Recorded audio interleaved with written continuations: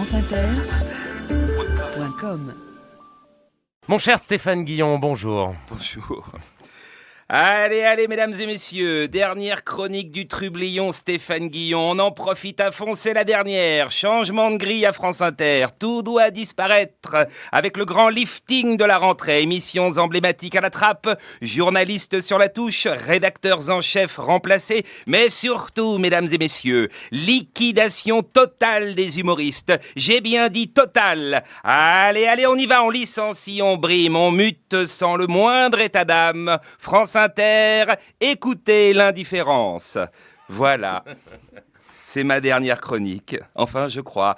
J'essaye de deviner les choses par moi-même. C'est la nouvelle mode, ici, personne ne sait rien. On apprend son sort en lisant la presse, télé-loisirs en ce qui me concerne, j'en ai parlé hier, ou en croisant un camarade dans le couloir. Denis, t'es au courant ? Tu présentes plus le journal ? T'es muté au Standard. Ils ont dit que comme les gens connaissent ta voix, c'est plus pratique. France Inter, une radio de gauche qui licencie comme la pire entreprise de droite.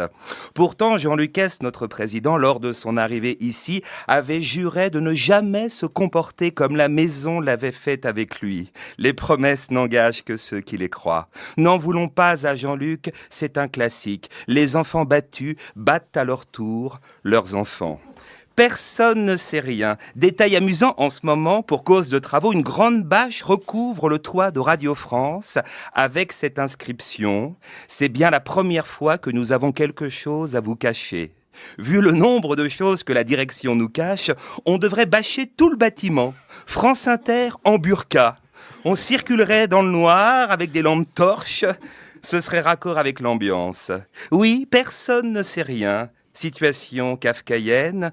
Comment vous dire au revoir, chers auditeurs, en ne connaissant pas vraiment mon sort ? En même temps, si je dois partir, si je la prends dans la torpeur de l'été, un 15 août par exemple, si je suis viré avec la même franchise et le même courage qui a présidé au départ de mes camarades, par précaution, je souhaitais vous dire au revoir et merci. C'est dur de conclure une histoire. Je me souviens de mon tout premier papier sur cette antenne, le 21 janvier 2008. J'avais commencé par cette phrase. Hier, dans le sondage du JDD, Nicolas Sarkozy a perdu 5 points. J'aurais préféré qu'il les perde la semaine prochaine, qu'on puisse mesurer tout de suite l'impact de mon arrivée sur France Inter.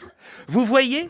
Avant mon arrivée à France Inter, le président chutait dans les sondages. Et après mon départ, vous verrez qu'il continuera de chuter. Je n'y suis pour rien. Non, parce que j'ai entendu ici et là que mon départ serait une décision politique. Si c'est politique, c'est stupide. Que je sois ou pas présent sur cette antenne, le président dévisse. Je n'ai aucune incidence. Ça ne peut pas être politique.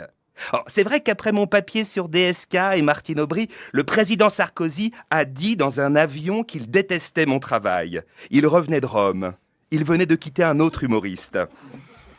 Quelques mois plus tard, il nomme à France Inter un ami de Carlita, Philippe Val, auteur de cette phrase désormais culte « France Inter est une radio qui coûte cher à l'actionnaire, qui n'est pourtant pas très bien traité par la station. » Le seul qui ait maltraité l'actionnaire, c'est Didier Porte, qui a voulu le sodomiser l'autre jour.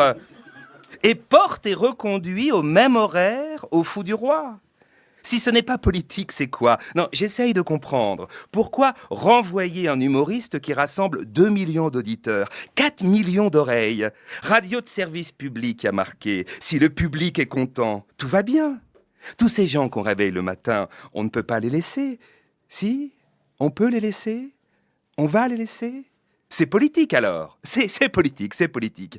L'hiver dernier, notre PDG Jean Lucas a rapporté un morceau du mur de Berlin pour l'exposer ici.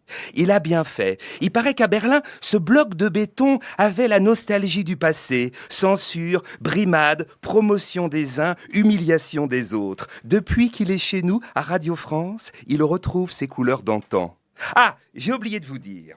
La fin des travaux à Radio France est prévue pour 2012.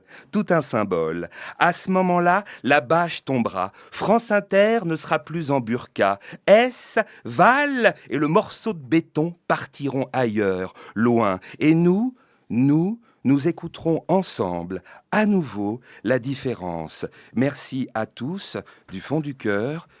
Vous allez me manquer.